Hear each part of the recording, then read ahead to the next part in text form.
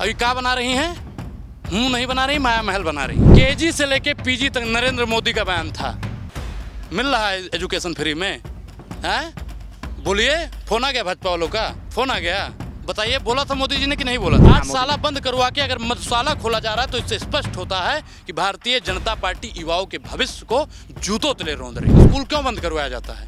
बाबा साहब ने कहा था कि एक स्कूल 100 जेल के दरवाजों को बंद करता है, और 5000 स्कूल बंद हो जाए तो कितने जेल के दरवाजे खुलेंगे? जो बंगला बनाया जा रहा है, मैं दिल्ली का हूँ, मेरा दिल्ली का आधार कार्ड है, माया महल में दिलवा दीजिए मुझे, कमरा दिलवाएंगे आप?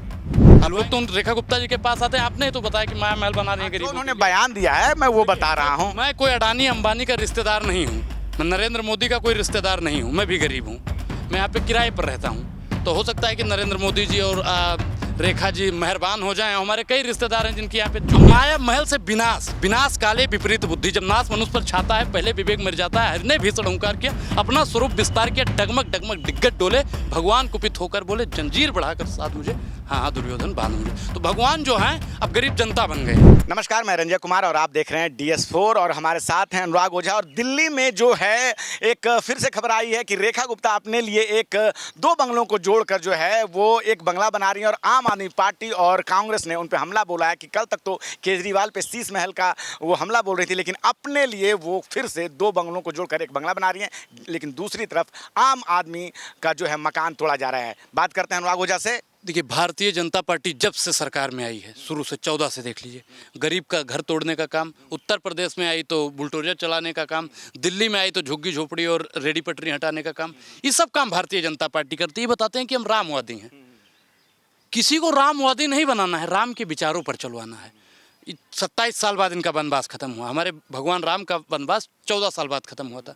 और भगवान जब आए थे तो उन्होंने देखा कि जो प्रजा बेहाल हो चुकी है उनको पहले सुधारने का काम किए थे। अगर मैं मानता हूं कि केजरीवाल जी ने शीश महल बनाया था तो गरीब जनता परेशान हुई होगी, तो ये 27 साल बाद आए। 27 साल बाद ये आके क्या किए? गन्ना समझते हैं? गन्ना को जब पेरते हैं तो जूस निकलता है, और जो खुइया बचती है उसको फेंक दिया जाता है, और ये खुइया को भी पीस के जूस बनाने का जो काम कर रही हूँ रेखा गुप्ता जी कर रही हैं।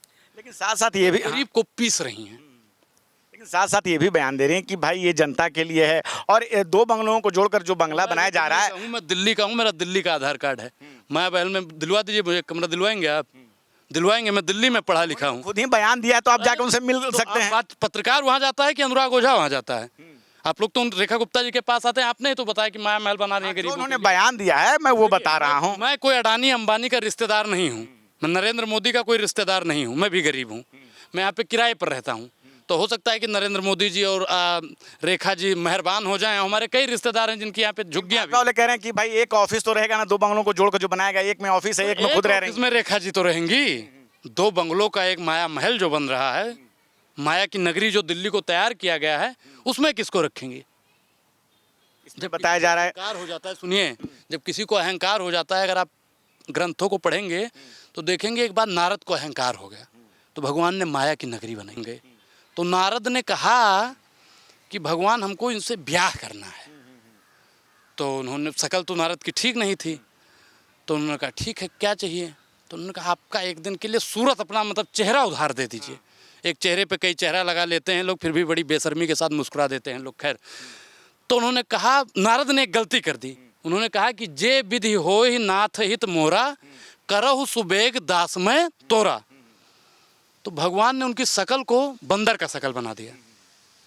तो भारतीय जनता पार्टी के साथ में भगवान ने माया इनके दिमाग में डाल दी। अभी क्या बना रही हैं?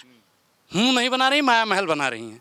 ठीक, अब माया महल से विनाश, विनाश काले विपरीत बुद्धि, जब नाश मनुष्य पर छाता है पहले विवेक मर जाता है। हरि ने भीषण ओंकार किया, अपना स्वरूप विस्तार किया, डगमग डगमग दिग्गज डोले, भगवान कुपित होकर बोले जंजीर बढ़ाकर साथ मुझे, हाँ हाँ दुर्योधन बांध मुझे। तो भगवान जो हैं अब गरीब जनता बन गए हैं।